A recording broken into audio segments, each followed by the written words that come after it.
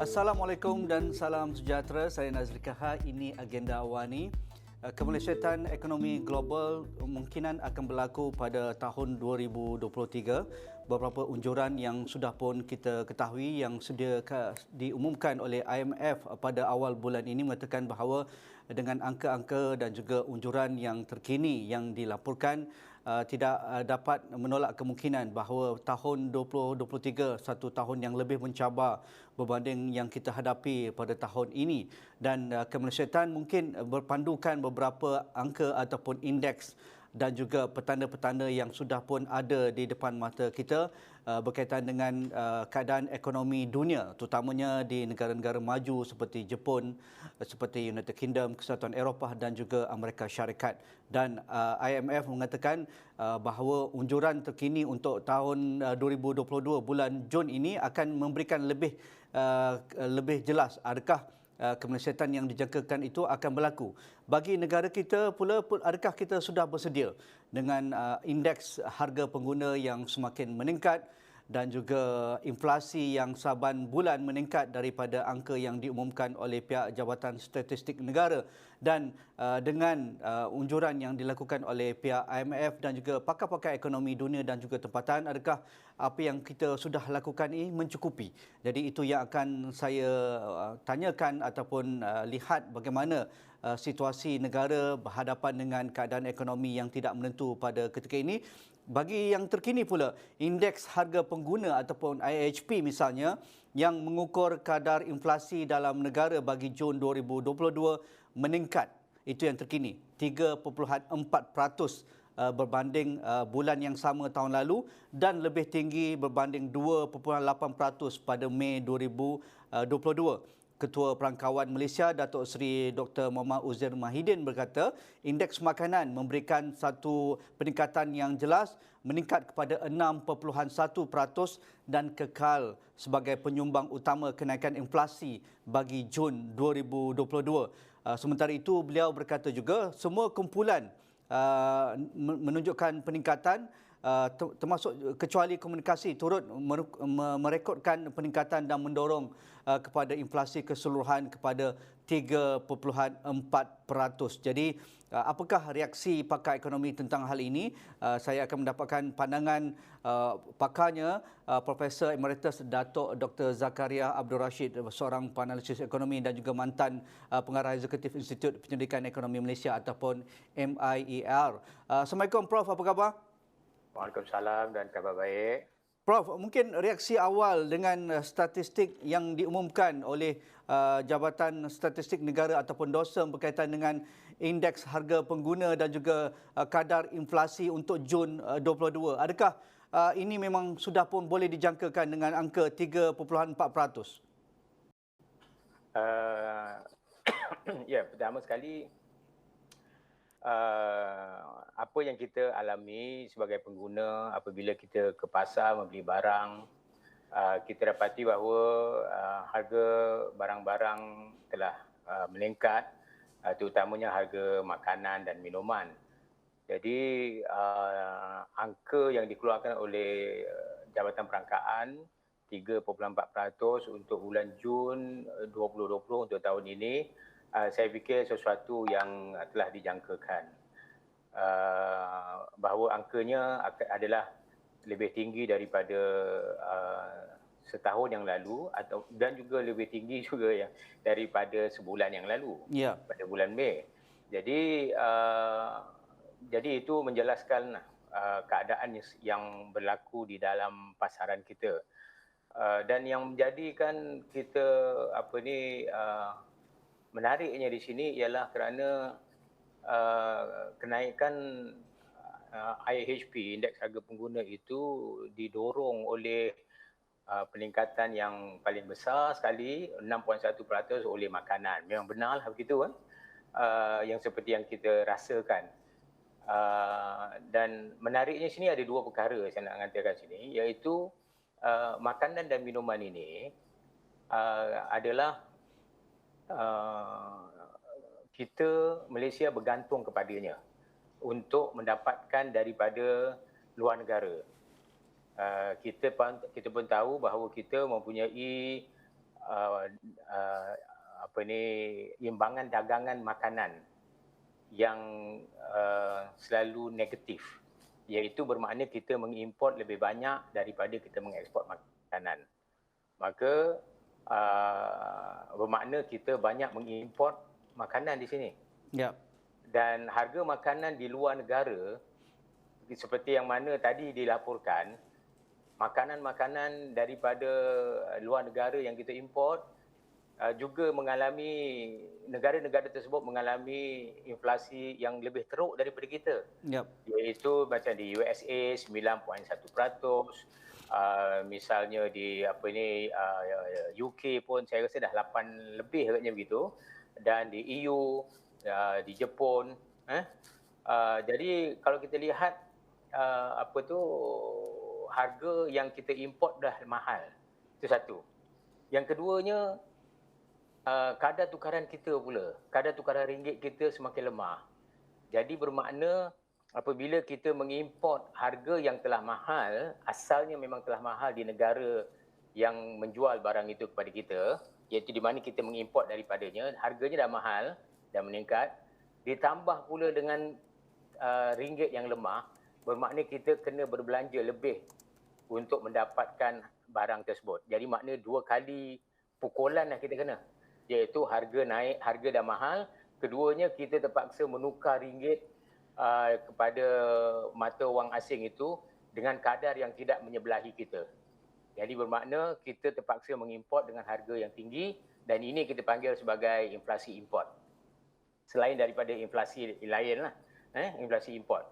Jadi maka dia memang dah jelas kat sini kita terpaksa membayar harga makanan yang dijual dalam negara juga mahal. Kalau kita lihat harga-harga makanan yang kita keluarkan sendiri pun sekali, mahal juga naik juga. Yep. Dia misal katakan ayam, katanya kita punya SSL kita melebihi daripada 100%, bermakna kita mengeluarkan lebih banyak daripada yang diperlukan. Tapi harga ayam meningkat juga kalau kita lihat daripada laporan Jabatan Perangkaan ini. Tapi ini bukan kerana import makanan yang kita mengimport ayam, tidak. Tapi kita mengimport bahan-bahan makanan yang digunakan untuk mengeluarkan makanan, untuk kita menternak ayam di dalam negara ini. Jadi maknanya animal feed dia meningkatlah, ataupun bahan-bahan dia meningkat. Misal katakan gandumnya meningkat, dan alat-alat bahan-bahan untuk membuat dedak ayam dari itu juga meningkat. Jadi itu telah menyebabkan harga makanan kita meningkat. Dan bahan-bahan ini kita dapati digambarkan sebagai kita mengimport bahan-bahan bukan makanan juga. Kalau kita lihat daripada angka Jabatan Perangkaan yang dikeluarkan sehari 2 yang lepas tentang perdagangan antarabangsa, kita dapati bahawa perdagangan antarabangsa kita, ekspor dan import, total trade kita meningkat dengan banyak sekali. Tapi itu tidak memberikan keselesaan kepada kita sangatlah. Itu hingga sampai bulan Jun juga. Tapi tidak memberikan keselesaan yang banyak kepada kita.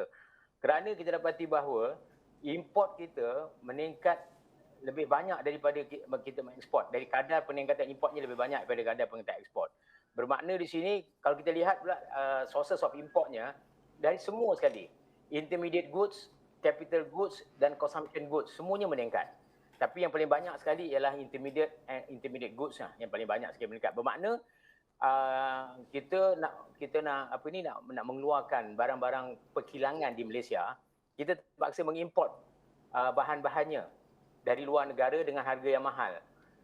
Dan di sini particularly di sini ialah saya rasa petroleum product. Petroleum product sini ialah bahan-bahan yang dibuat daripada petroleum, khususnya minyak untuk fuel, untuk bahan api. Jadi walaupun kita mengekspor minyak, tapi ekspor kita ialah ekspor minyak mentah, juga naik juga. Ya. Tapi kita mengimport, kita net importer bagi fuel, bagi bahan api. Jadi bermakna kita mengimport dengan harga yang mahal juga. Okey. Jadi itu sebab kalau apa dia? Okey, Prof. Dari angka yang dikongsikan oleh Jabatan Perangkaan bahawa kita angka untuk komponen makanan di rumah dan juga sama ada di rumah dan makanan di luar seolah-olah sama angkanya, iaitu meningkat kepada 6.1% kalau makanan di rumah dan 6.6% untuk makan di luar, dan itu menyumbang kepada kenaikan inflasi makanan. Jadi nampaknya penduduk tidak banyak pilihan kalau mereka beli makanan mentah, barang asas mentah seperti ayam, beras dan juga tepung, mereka masak di rumah, kosnya juga tinggi, mereka makan di luar juga tinggi dengan peningkatan sedikit 6.6%. Jadi apa yang sepatutnya kita lakukan, kerana kerajaan dah memberikan penjelasan, mengumumkan pelbagai insentif, subsidi, ditambah dikatakan yang tertinggi sejak beberapa tahun yang lalu, dan kita menubuhkan pelbagai majlis untuk mengatasi isu ini. Adakah kita tidak memberikan satu fokus yang benar-benar untuk mengekang kenaikan ini, kerana kenaikan ini nampaknya berterusan, seolah-olah tidak akan berhenti kalau tidak ada secara yang benar-benar berfokus tentang melihat harga makanan dan juga kos sara hidup ni, Prof. Beginilah, saya rasa kita ni kalau apa yang kita nak lakukan ini, seolah-olahnya kita melawan, kalau saya katakan kita melawan takdir lah. Kerana harga adalah sesuatu yang tak boleh kita banyak campur tangan. Yep. Jadi misal katakan kalau harga yang tadi, yang disebut tadi, harga makanan yang kita beli mahal mentah, dan juga makanan daripada restoran dan hotel juga mahal, dan juga satu lagi yang paling tinggi juga antara penyumbang yang besar pada 3.4 itu ialah pengangkutan, iaitu bahan api. Ya. Jadi kerajaan Kementerian Kewangan dah mengatakan daripada kenaikan minyak mentah, kita telah dapat menambahkan hasil daripada oil and gas, petroleum, daripada cukai dan dividen kerajaan daripada Petronas, semua sekali itu, kita dah dapat satu jumlah yang besar, iaitu katanya lebih kurang dekat 20 bilion. Tetapi krisis kesejahteraan yang kita katakan sebagai peningkatan dalam kos sara hidup ni terlalu mendesak. Jadi bermakna yang 20 bilion itu tidak cukup untuk menampung belanja untuk kita memberikan subsidi. Saya tak nampak cara lain lagi lah, kecuali dengan menambah lagi subsidi. Dan ini sebenarnya adalah satu usaha yang tidak sustainable. Tapi apakan daya, kerana kerajaan telah melakukan sedaya upaya mungkin untuk mempertahankan kebajikan isi rumah agar tidak merosot dengan banyaknya. Tetapi saya fikir ada limit yang kerajaan boleh buat. Jadi maka kita dapati bahawa harga naik dan kerajaan terpaksa memberi subsidi lagi. Saya pun tak dapat bayangkan kalau perkara ini berterusan sehingga 2023 katanya, kalau kita menghadapi recession pada tahun ini dan juga pada tahun 2023 yang dijangkakan akan menjadi lebih dalam lagi. Jadi bermakna saya rasa kita perlu memberitahu kepada orang ramai supaya sama-sama kita bekerjasama supaya dapat mengharungi masalah ini bersama.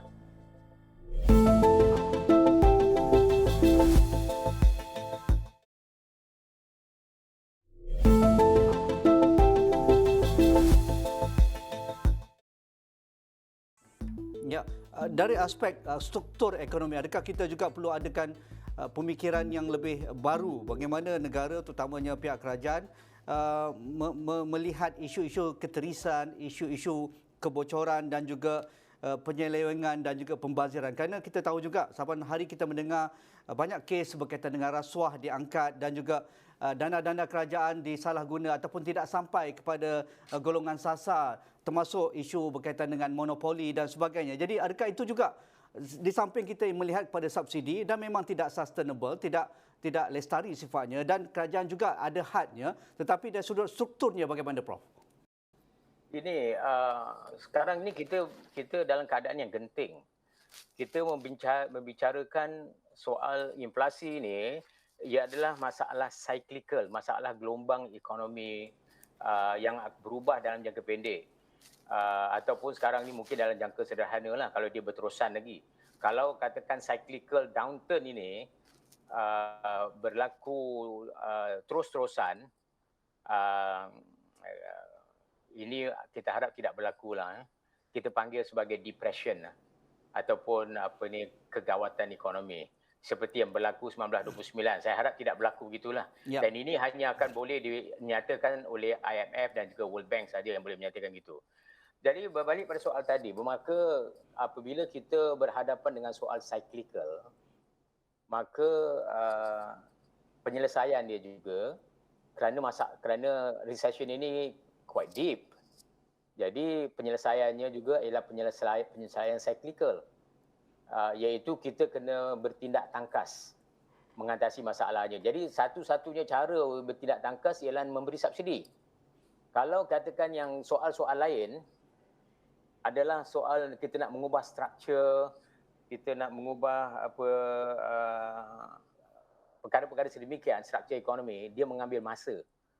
Dia mengambil masa untuk berbuat demikian. Mungkin mengambil masa untuk 2-3 tahun. Ini sebenarnya kita sudah recognize. Ya. Kita dah kenal pasti. Cuma saya rasa kita kurang bertindak pantas ataupun bertindak tangkas dalam menyelesaikan masalah-masalah struktur. Jadi bermakna apabila kita memasuki krisis yang berlaku sekarang ini, kita telah membawa structural burden itu bersama kepada kita sekarang ini. Saya ambil contoh. Yep. Cost of living ni yang tinggi ni, dia telah sedia ada sebelum kita masuk COVID-19 lagi. Satu Yang kedua, contoh yang keduanya ialah kita punya masalah makanan, apa tadi dia kata? Security makanan. Security makanan ini. Security makanan ini pun telah dibincangkan rasanya lebih pada sedekad yang lalu. Betul. Tapi kita kurang bertindak balas. Begitu juga soal productivity slow growth. Pun kita telah mempusakainya lah, saya kata kan, dalam tempoh yang agak lama, lebih pada 10 tahun. Dan beberapa masalah lagi, masalah income distribution, masalah labor market yang masih lembab lagi kan. Jadi masalah-masalah ini kita telah mengambilnya, kita telah mempusakainya sebelum kita masuk COVID lagi. So inilah yang menjadikan kita akan boleh mempersoalkan kesediaan kita nanti untuk nak mengatasi masalah ini. Dan kita harapkan tapi kita ni cukup alhamdulillah cukup bersyukur kepada Allah Subhanahu Taala kerana dalam keadaan yang genting ini kita masih lagi dapat menikmati peningkatan di dalam minyak dan gas, harga minyak mentah naik, harga palm oil naik. Jadi kita dapat sedikit kelegaan, walaupun saya kata tadi kelegaan itu tidak cukup. Kalau cuba bayangkan kalau kita tidak ada, Allah Ta'ala tak bagi benda-benda seperti ini kepada kita. Saya rasa parah kita dibuatnya. Tapi kalau kita dah dulu kita address isu struktur tadi, yang seperti saya katakan tadi, 2-3 perkara saya katakan tadi, maka we will be in a better position to menghadapi krisis ini. Okey, Prof dah bagi beberapa faktor yang menyebabkan kita berhadapan situasi ini. Jika tidak berlaku perkara-perkara yang lebih parah, maka kita lebih bersedia. Tetapi dari aspek dasar monetari dan juga dasar fiskal yang diambil kerajaan pada ketika ini untuk menjamin ialah growth yang dijangkakan memang agak objektif, tetapi dengan situasi global dan apa yang berlaku di Amerika Syarikat dan juga Kesatuan Eropah dan juga climate change dan juga perang yang berlaku antara Rusia dan juga Ukraine berterusan, jadi adakah kita bersedia jika ada benar-benar unjuran IMF itu katakan kita akan memasuki kemerosotan pada 2023 ataupun depression. Jadi adakah kita sudah bersedia dengan dasar monetary kita ni memang dinamik sifatnya, Prof, dan apa yang perlu kita lihat jika ada yang terlepas pandang sifatnya? Itulah saya katakan tadi, bila kita katakan monetary and policy instrument yang kita ada, memang dua polisi ini, polisi monetary dan polisi instrument adalah tools yang kita ada di kalangan ahli ekonomi untuk mengatasi masalah ekonomi. Ada satu lagi polisi yang dipanggil sebagai income policy pun juga boleh digunakan. Tetapi apabila saya katakan monetary policy and income policy ini, dia akan, apa yang kita katakan pada ketika sekarang ini, kita akan mempunyai certain level of monetary and fiscal space. Bergantung kepada kesediaan kita. Jadi misalnya katakan dalam monetary policy, kalau kita mempunyai space yang agak luas, jadi kita boleh maneuver dengan lebih bebas lagi. Tetapi kalau kita mempunyai monetary space yang sempit, kita tak boleh berbuat demikian. Saya ambil contoh. Yep. Katakan dalam monetary policy, kalau kita, alhamdulillah, sebab kita mempunyai banking sector dan yang kerana kita dah buat consolidation dulu. Jadi banking sector kita agak kukuh. Dan kita juga terpaksa melihat dari segi kita punya kadar kecairan dalam ekonomi kita, tentang money supply-nya dan sebagainya begitu. Jadi ini akan menentukan monetary space kita juga. Dan antara monetary space yang apa saya nak katakan lagi ialah misalnya kita punya household debt. Yang ini menjadi burden sikit pada kita lah. Kerana household debt kita agak tinggi dia, hampir dekat dulu 94-95% daripada GDP kan. Jadi bermakna sebab itu kalau kita lihat bank negara terpaksa melakukan kenaikan kadar overnight dia tu dengan satu had yang tertentu. Dia tak boleh naikkan sebanyaknya macam dekat US, Canada dia naikkan sampai 100%, 100 mata point. Kita naik 25 banta asas, itu pun orang dah bising. Tetapi sebenarnya kenaikan mata asas ini tidak ibarat macam kita menelan ubat lah untuk sihat. Kalau kita nak sihat, kita terpaksa telan ubat yang pahit itu. Yep. So makna overnight rate tu terpaksa naik walaupun dia pahit kepada orang yang membeli rumah, orang yang membeli kereta. Sebab kita pun tahu bahawa dengan household debt yang tinggi, jadi kebanyakan daripada mereka tak kira dah termasuk M40 and B40 pun akan terjejas juga sama. Tapi apakan daya, kerana itulah yang define monetary space kita. Begitu juga fiscal space pun sama juga. Terhad. Sudah terhad kerana kita lihat pada fiscal deficit kita.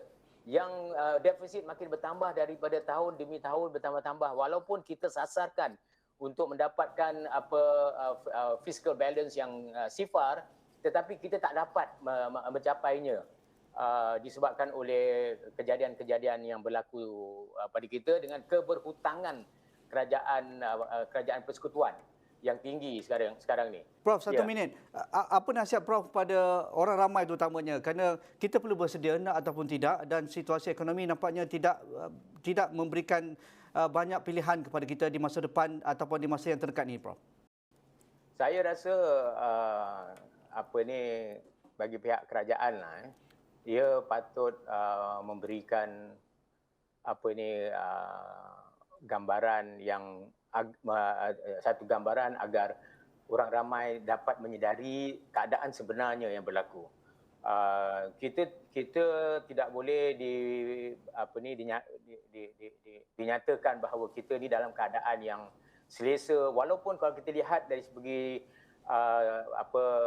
DOSM punya data menunjukkan bahawa performance kita pada first quarter of this year bagi Bitcoin 5.0, tapi kita ada 3 quarters lagi untuk 2020 ni. Betul. Lepas itu 2023 tak tahu apa lagi. Tapi kita lihat bahawa unjuran yang dibuat oleh IMF dan World Bank sangat-sangat malap di second half of 2022 and coming to 2023.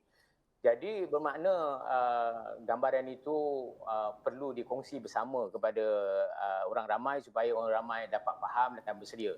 Kita jangan rasakan yang bahawa kalau katakan berlaku kemelesetan 2022 dan juga 2023 katanya lebih deep lagi, saya rasa Malaysia tidak akan boleh terkecuali kerana kita adalah sebuah negara yang sangat open ekonomi je, berdagang dengan luar negara, dan negara-negara itu semua telah akan mengalami kemelesetan dan tentu sekali kita tidak boleh tidak akan terkena. Okay. Jadi kalau kita nak katakan negara lain akan mengalami recession dan kita terlepas daripada recession, kalau itu cerita naratif yang kita nak bagi, saya fikir tidak begitu baiklah. Okey, terima kasih Prof. Kita akan buat temu bual susulan dengan Prof di masa yang akan datang. Itu tadi temu bual saya bersama dengan Profesor Emeritus Dato' Dr. Zakaria Abdul Rashid, penganalisis ekonomi dan juga mantan pengarah eksekutif Institut Penyelidikan Ekonomi Malaysia ataupun MIER. Itu saja dalam kita berbicara tentang indeks harga pengguna dan juga adakah kita akan berhadapan dengan kemelesetan ekonomi global dan adakah Malaysia tidak akan terkecuali. Sekian, Assalamualaikum, kita jumpa lagi.